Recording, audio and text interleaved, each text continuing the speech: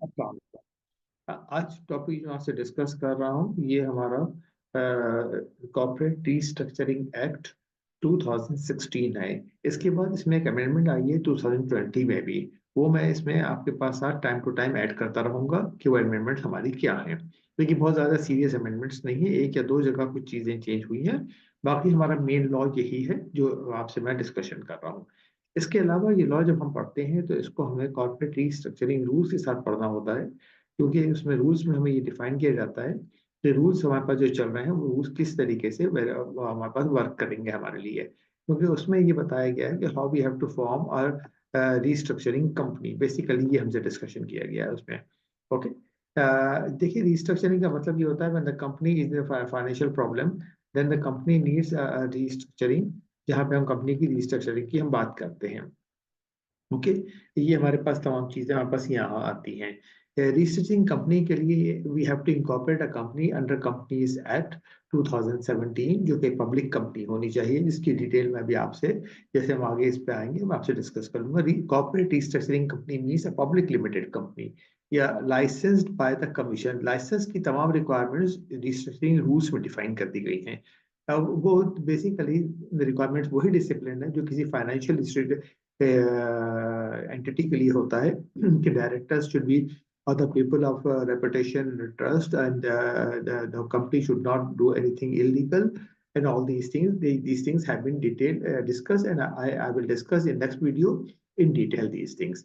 Financial assets जिसकी हम बात कर रहे हैं includes any short, medium term, long term interest and the non-interest bearing loans, finance, advance, lease, installment term finance certificates, participation term finance certificates, मुदारबा certificates। These things जो हम आ रहे हैं हमारे तमाम फाइनेंशियल इंस्ट्रूमेंट के लिए हम बात कर रहे हैं।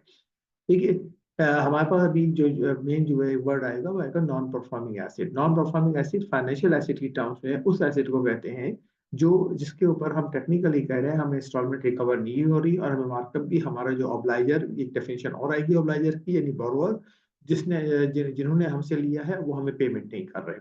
ओके। तो किसी भी एसेट की देखिए परफॉर्मेंस, उसकी यील्ड होती है। जैसे हम शेयर लेते हैं, शेयर के ऊपर डिविडेंड मिलता है, वो डिविडेंड उसकी यील्ड होती है।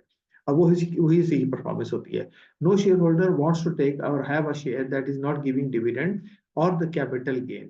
तो हम ये सर्टिफिकेट पॉइंट ऑफ व्यू से उसकी यील्ड देखते हैं, और अगर हम उस पर ट्रेड करें तो हम कैपिटल गेन देखते हैं। लेकिन जाहिर है कोई लोन दिया गया है तो लोन हमारे पास ट्रेडिंग की मार्केट या लोन स्वैप की मार्केट हमारे पास पाकिस्तान में इतनी स्टैब्लिश नहीं है। तो हमारे लिए जो परफॉर्मेंस ऑफ द एसेट है basically that all depends on the interest payment. Bankers की कॉन्सेप्ट में, जबान में जिसको आप कहें, वो ये होता है, हम कहते हैं एसेट बिकम्स नॉन परफॉर्मिंग, और पहली बेल रिंग करती है, पहली घंटी बजती है जब उसका इंटरेस्ट, अगर हमने ग्रेस पीरियड दिया हुआ है और इंटरेस्ट ही लेट कर दिया जाए। बैंकर वहीं से मोहताज हो जाते हैं, क्योंकि जो लोग इंटरेस्ट नहीं दे सकते वो फिर हमें आगे जा करके प्रिंसिपल और इंटरेस्ट इंस्टॉलमेंट्स कैसे देंगे। और इसी के ऊपर स्टेट बैंक की सारी रेगुलेशंस आती हैं, वो कहती हैं कि इसको आप डील करें। ओके। तो जो नॉन परफॉर्मिंग एसेट की मैंने बात की, देखिए, non-performing asset means a financial asset held on the books of a financial institution with respect to which the obliger has been area obliger to which the obliger has been arrears for more than 1 year, जिसके एक साल से ज्यादा के arrears मौजूद है उसके। ठीक है। This is what we are talking of here. तो दिस इज व्हाट हम कह रहे हैं कि जी नॉन परफॉर्मिंग एसेट हम किसको कहेंगे, ऑब्लाइजर किसको कह रहे हैं हम। Obligor means an individual, proprietorship, partnership, trust, company, or other entity that has with respect to the financial asset a contractual or legal obligation to make the payment। यानी हमने कोई लोन लिया है तो हमें उसकी पेमेंट करनी है, चाहे वो एक इंडिविजुअल है, कार लीजिंग उन्होंने की है, सोल प्रोप्राइटरशिप है, कोई इक्विपमेंट वगैरह भी बिजनेस के लिए लिया हुआ है, पार्टनरशिप है, सेम, एंड कंपनी। तो ये तमाम लोगों को मिलाकर हमने ऑब्लाइजर की बात की है यहाँ पर। सिक्योरिटी और the collateral, whether a principal, surety, guarantor or otherwise, whether such obligation is primary और सेकेंडरी। अब देखिए ऑब्लाइजर के लिए अब गारंटी का पॉइंट भी आ गया, अगर किसी और के लिए हमने गारंटी दी ऑब्लाइजर में, फिर हम भी शामिल हो जाएंगे वहां पर। तो ये वास्ट डेफिनेशन हो जाएगी हमारी। Then what we are talking of, देखिए फर्दर हम कह रहे हैं property means any property of any description movable और इमूवेबल, टेंजिबल और इनटेंजिबल राइट और the interest title claim attached to the property whether certain or the contingent existing or arising in future। तो property में तमाम चीजें हमारी शामिल हो गई हमारी। तो प्रॉपर फाइनेंशियल, लेकिन मेनली हम जो फोकस है हम फाइनेंशियल इंस्टीट्यूशन फाइनेंशियल ट्रांजेक्शन पे फोकस है। स्पेकुलेटिव ट्रांजेक्शन देखिए, ये डेफिनेशन हमारे स्पेकुलेटिव की इनकम टैक्स के अंदर भी आई है। स्पेकुलेशन में हम ये कहते हैं when we settle the transaction without taking the physical delivery. हमने एक ट्रांजेक्शन किया, हमने शेयर्स फ्यूचर में बाय किए, हमने कोई डेरिवेटिव के ऊपर काम किया, हमने फ्यूचर में बाय किया, जब उसकी ड्यू डेट आई तो उस ड्यू डेट को हम बजाय instead of giving the physical asset, हम अगर शेयर्स थे तो हमें फिजिकली वो शेयर्स परचेस करने थे या शेयर्स हैंडओवर करने थे, हमें सेल किए थे। देखिए हम स्पेकुलेशन ट्रांजेक्शंस के अंदर हम otherwise than physical delivery settle करते हैं, जिसको हम कहते हैं प्रोवाइड फॉर द सेटलमेंट और the execution otherwise than by the actual delivery. देखिए ये वर्ड बड़ा क्लियर आ रहा है। तो ये स्पेकुलेशन ट्रांजेक्शंस हमारे होते हैं, ये स्पेकुलेटिव ट्रांजेक्शंस की डेफिनेशन हमारे पास मौजूद है। ओके, देन ट्रांसफर की बात हो रही है, वेस्टिंग डेट इंपॉर्टेंट है, ये आगे हमारे पास आएगी। Means the date of signing of the transfer and the assignment agreement between a financial institution and a corporate restructuring company। अब देखिए साइनिंग और असाइनमेंट, यानी कि हम अगर कॉर्पोरेट रिस्ट्रक्चरिंग कंपनी को कोई लोन दे रहे हैं तो हम उनको असाइन कर रहे हैं कि वो उसको डील करेंगे। और अब जो मैंने आपसे 2020 में अमेंडमेंट्स की बात की थी, उसके अंदर रिकवरी का फंक्शन भी इनके पास आ गया है, रिस्ट्रक्चरिंग कंपनी के पास। They can recover the money also, they can take the job of recovery। okay, then act to override, ये तो दूसरे लॉज में अगर कोई भी चीज मौजूद है तो this act will supersede those things because not a specific act has been made for this purpose and they will do। Incorporation of the corporate restructuring company, no corporate restructuring company shall be incorporated without the prior approval of the commission। और इसके लिए तमाम rules का मैंने आपसे जिक्र किया। No corporate restructuring company shall carry on the business unless it is established as a public company. देखिए पब्लिक कंपनी का क्या है, अगर हम जाके कंपनीज एक्ट 2017 की डेफिनेशन देखें तो वो ये कहता है कि public company is a company that is not a private company. अब प्राइवेट कंपनी की डेफिनेशन आप देखें तो वह तीन एलिमेंट, तीन फैक्टर्स आपको नजर आते हैं जो आपसे ये कहते हैं कि कंपनी के मेंबर्स जो होंगे 50 से ज्यादा नहीं होंगे, not more than 50। Right to transfer the shares is restricted without permission of the members, आप अपना राइट ट्रांसफर नहीं कर सकते। And public invitation invitation for the money cannot be done। तो हम पब्लिक इन्विटेशन नहीं कर सकते, यानी प्रॉस्पेक्टस हम नहीं ला सकते। अगर ये तीनों रिस्ट्रिक्शन हम हटा दें तो वो पब्लिक कंपनी बन जाती है। पब्लिक कंपनी क्यों कहा गया, इसलिए कि हम we don't want this to be restricted to few people, और रिस्क हमारा ज्यादा हो जाएगा क्योंकि यहाँ पे हम पैसे रिकवर करेंगे। रिस्ट्रक्चरिंग में आपकी नॉलेज के लिए बता दूं, अगर आप बहुत रिसेंटली बात करेंगे, इस जो रिस्ट्रक्चरिंग का ट्रांजेक्शन हमारे पास जो डिस्कशन हो रहा है वो हो रहा है हेस्कॉल का। एस्कॉल की इक्विटी जो है वो 74 बिलियन नेगेटिव है and they have huge loans. तो इसकी वजह से अब उसकी फाइनेंशियल रिस्ट्रक्चरिंग की बातें हो रही हैं, लेकिन अभी भी जो है उसके अंदर किसी भी रिस्ट्रक्चरिंग कंपनी का अपॉइंटमेंट का जिक्र नहीं है। जो बैंकर्स हैं वो बैंकर खुद रिस्ट्रक्चरिंग को टेक केयर कर रहे हैं उसमें से आपके। ओके, functions and the powers of restructuring company क्या करेगी, to acquire, buy, hold, manage, restructure, reschedule, revolve, settle, recover, assign, transfer and dispose of non performing asset. तो नॉन परफॉर्मिंग एसेट को वो खुद लेकर के वो अपना मैनेज करें और उसको बेचें। To deal with any loan, advance, financial commitment, lease, hiring, hire purchase, rental, sale and the buyback arrangement, उनको डील करेंगे। To acquire, take over, hold और reorganise, restructure, encumber, assign, sell, lease and the otherwise deal. तो यहाँ पे जो assets मौजूद हैं उनको सेल करने की बात हो रही है कि हम उनको सेल करें। देखिए क्रेडिट कार्ड्स के अंदर भी बहुत सारा होता है कि वहां पे वो कहते हैं कि हम आपके बैलेंस को टेक ओवर कर लेंगे, बैलेंस ट्रांसफर फैसिलिटी की बात करते हैं कि भाई हम अगर आप पे नहीं कर सक रहे तो हम बैलेंस को ले लेते हैं और आप हमें इंस्टॉलमेंट से पे कर दो। वो भी एक टाइप की रिस्ट्रक्चरिंग की होती है। To advise, develop, advance, support implementation and raise finances for the rehabilitation, restructuring, reorganization, liquidation of the distressed company। देखिए distressed companies का वर्ड आया है क्योंकि हमारे पास देखिए टेक्सटाइल है, शुगर है, यहाँ पे हमारी distressed companies भरी हुई हैं। और अब तो खैर मुदारबा सेक्टर पूरे का हमारा कंप्लीट जो है उसमें वहां जाके देखें तो शायद ही कोई शेयर है, बहुत ही कम शेयर्स हैं जिनको हम देखें उनकी वैल्यू पार वैल्यू से ऊपर है, वरना तो एक एक दो दो रुपए पे वो पड़े हुए हैं। तो these are the distress companies. अब इनके लोन्स, इनकी चीजें लेके हमें इसको सब करना है, ये एक स्पेशलाइज्ड फील्ड है। इसके अंदर जो कंपनी रूल्स ने उन्होंने कहा कि जो लोग करेंगे उनकी स्पेशलाइज स्किल्स होनी चाहिए। स्पेशलाइज स्किल्स क्या चीज है? These people can be member of the Institute of Cost and Management Accountants of Pakistan, member of the ICAP, Institute of Chartered Accountants of Pakistan, MBAs. These people are the experts of doing these restructuring things. No corporate restructuring company or its directors, officers, agents shall perform the function or exercise any power under this law. No corporate restructuring company or and the directors and officers shall perform any function or exercise any power under this law as to involve in the speculative transaction. हम speculative transaction में नहीं जाएंगे। और to add N ऑब्लाइजर, किसी ऑब्लाइजर को ये हम उसकी हेल्प नहीं करेंगे, ऐसा कोई काम नहीं करेंगे कि हम एसिड उसको मेक अवेलेबल कर दें ताकि बाद में हमें जब रिकवरी का वक्त आए तो वो एसिड हमें अवेलेबल ना हो। तो ऐसा कोई काम हम नहीं करेंगे जहां से अगर हम टैक्स के लिए ड्यूटीज और अदर कोई भी चीजें मौजूद हैं तो हम उसमें कोई भी ऐसे में हमारा कोई सपोर्टिव रोल नहीं होना चाहिए। Okay. Transfer of the non performing acid, non performing acid transfer कर दिए जाएंगे। फाइनेंशियल इंस्टीट्यूशन में भी द प्रायर अप्रूवल ऑफ इस बोर्ड। अब किस तरीके से एक फाइनेंशियल इंस्टीट्यूशन, जैसे मैंने मुदारबा का जिक्र किया, लीजिंग कंपनीज मौजूद हैं, नॉन बैंकिंग फाइनेंशियल इंस्टीट्यूशंस जिनको हम कहते हैं, वो अपने एसेट क्या करेंगे? With the approval of the board transfer और assign its non-performing asset to the corporate restructuring company other than the corporate restructuring company established, owned or controlled by the such financial institution। तो वो financial institution की अपनी company नहीं होनी चाहिए, वरना कोई भी जिसे कहते हैं सेग्रीगेशन ऑफ ड्यूटीज या कंट्रोल या हमारे पास नहीं रहेगा।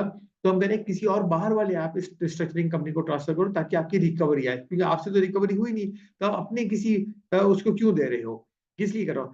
ऑन द वेस्टिंग डेट, और वेस्टिंग डेट मैंने कहा था जिस दिन हमारा एग्रीमेंट साइन होगा, असाइनमेंट होगा, all the rights, title, interest, benefit, privileges, and remedies of the such financial institution concerning the non-performing asset and the obligation thereto shall stand transferred, assigned, conveyed, sold, and vested in favor of the corporate restructuring company। देखिए mercantile law में आपने novation का एक agreement पढ़ा होगा, तो हम कह रहे हैं हम ट्रांसफर कर रहे हैं तो यहाँ से ये चीजें सब ट्रांसफर हो जाती हैं। अब कॉर्पोरेट रिस्ट्रक्चरिंग कंपनी उसी जगह से इन चीजों को उठाएगी जहां पे अगर केसेस हैं, चीजें हैं जहां पर फाइनेंशियल इंस्टीट्यूशन वाज स्टैंडिंग। ऐसा नहीं होगा कि अब दोबारा से पूरा गेम शुरू होगा। ऐसा होगा तो फिर इसका मतलब बोरोअर को टाइम मिल जाएगा और सफरर फाइनेंशियल इंस्टीट्यूशन या रिस्ट्रक्चरिंग कंपनी होगी। तो ये बड़ा क्लियर कर दिया गया ये बात हमको। All contracts, deeds, instruments, approval, commitments, or the consents relating to the non-performing assets subsisting or having effect immediately before the vesting date, to which the transferor may have been a party beneficiary, shall be of the full force and effect in favor of or against the restructuring। Full force यानी पूरी power उसके पास होगी जिस तरह से financial institution के पास थी, और उसी तरीके से हमारे काम चलेंगे। Okay. The right and the power and remedies provided to the restructuring company under this act be exercised separately or concurrently by it and are in addition to or in lieu of or derogation of any other right remedies that it or may or any other person may legally have in respect of non-performing asset। जो चीजें मौजूद है वो simultaneously उन चीजों को recovery करने के लिए वो इसको इस्तेमाल करेगा। और साथ मैंने आपको रिकवरी का बताया, इस लॉ में जो अमेंडमेंट आई 2020 में, तो उन्होंने एक नया सेक्शन डाल दिया है जहां पे रिकवरी के लिए बात की गई है कि आप रिकवरी के लिए भी आप आ सकते हैं और रिकवरी आप कर सकते हैं। Okay, that is 6A। हम जब बात करते हैं तो 6A के अंदर ये पावर दे दी गई है कि आप रिकवरी कर सकते हैं। इसके साथ फिर एक और सेक्शन 6B लाया गया है जो कहता है कि रिकवरी एजेंट जो है एग्रीमेंट होगा and only the agent can do these thing. तो उसमें रिकवरी के लिए आपके इशारा कर दिया गया है। और 6A में एक ट्रस्ट की बात की गई है, सॉरी रिकवरी की 6B में है, और 6A में ट्रस्ट की बात की गई है कि हम स्पेसिफिक पर्पस ट्रस्ट बना सकते हैं for the sake of carrying on this restructuring business for a particular transaction. Okay. Legal proceedings जैसे मैंने आपसे कहा जहां पे खड़ी थी वो वहीं से शुरू होंगी और उसी तरीके से चलेंगी जैसे वो हम अपना चला रहे थे। Proceeds from the stage with such proceedings had reached on the vesting date, जहां तो I shall not require any fresh filing। कोई जरूरत नहीं होगी, आप कोई ऐसा जिसे कहते हैं डिले टैक्टिक नहीं इस्तेमाल कर सकते, कोई ऐसा बहाना नहीं इस्तेमाल कर सकते कि आप उसको आगे लेके चले जाए। Be continued and decided and disposed of with reference to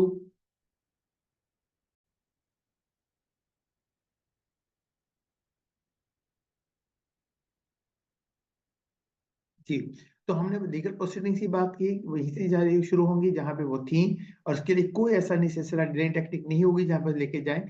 any new proceedings by or against the corporate structuring company may be instituted and shall be entertained, adjudicated, disposed of in accordance with the law। और कोई नई proceedings करनी, इसका फिर ये मतलब नहीं लिया जा सकता कि कोई नई प्रोसीडिंग्स कंपनी नहीं कर सकती। हमने जो रिस्ट्रक्चरिंग कंपनी बनाई है वो अगर कोई नई प्रोसीडिंग्स करना चाहती है वो करेगी। और यहाँ देखिए financial institution recovery finance ordinance 2001 को भी रेफर किया गया है, और साथ साथ बैंक्स के स्पेशल कोड को भी रेफर कर दिया गया है।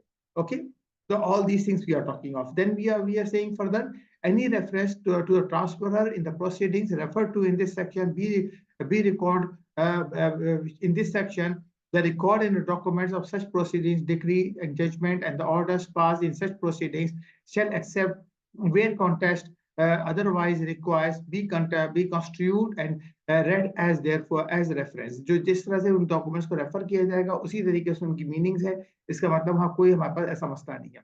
Notice and discharge, the corporate restructuring company may or after may on and after the vesting date give duly signed and sealed in notice of the transfer of the non-performing asset to the obliger and State Bank of Pakistan Commission and any other concerned person, including to the registered including to the registering authority in those jurisdiction any security interest with respect to the such non-performing asset and other interest performing assets had been recorded. A transfer and the assignment agreement shall not be effective against the obliger of the non-performing assets transferred by such agreement until the due notice is being given। जब तक transfer का बताया नहीं जाएगा, अगर उन्होंने अपने चीजें कर दी हैं तो वो एसेट ट्रांसफर कर देंगे।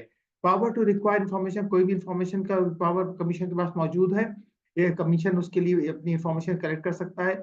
हम स्पेशल ऑडिट की बात कर रहे हैं, अगर कमीशन किसी स्टेज पे यानी एसईसीपी की हम बात कर रहे हैं, वो फील करता है कि जो हमारी रिस्ट्रक्चरिंग कंपनी है उसका ऑडिट होना चाहिए, तो उसका स्पेशल ऑडिट वो करवा सकता है, पॉसिबल मौजूद है। द कमीशन में during the course of the special audit pass such interim order as and the direction as it deems appropriate, वो भी हो सकता है।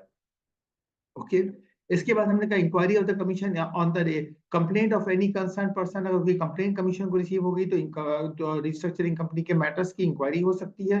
हम इंक्वायरी की बात कर रहे हैं। उसके साथ है destruction of the documents, no person shall destroy, falsify, conceal and disposed of or the cause and the permit the destruction, falsification, concealment or the disposal of any document which he knows or ought to know is irrelevant to an inquiry, inspection, auditor, the auditor has been called by the commission। तो कोई भी ऐसा आप document नहीं कह सकते कि वो डिस्ट्रॉय हो गया। पेनल्टीज उसके साथ जाहिर है, अगर आप नॉन कंप्लायंस करेंगे तो उसकी पेनल्टीज मौजूद हैं, वो पेनल्टीज साथ हमारे अटैच हो जाएंगी। This is what we are talking of here with reference to. देखिए अब ये enforcement of the order of the commission है, उसके बाद हमारे पास पावर टू मेक रूल्स, ये जनरल हमारे पास है। Power to make the regulations, ये भी कमीशन के लिए जनरल है कि जी जैसे जरूरत होगी हम कर लेंगे। Issue of the directive and guideline. अब यहाँ से अगर मैं आपसे बात करूँ, जैसे मैं हमेशा आपसे डिस्कस करता रहता हूँ, what questions can be asked and how we have to handle the questions.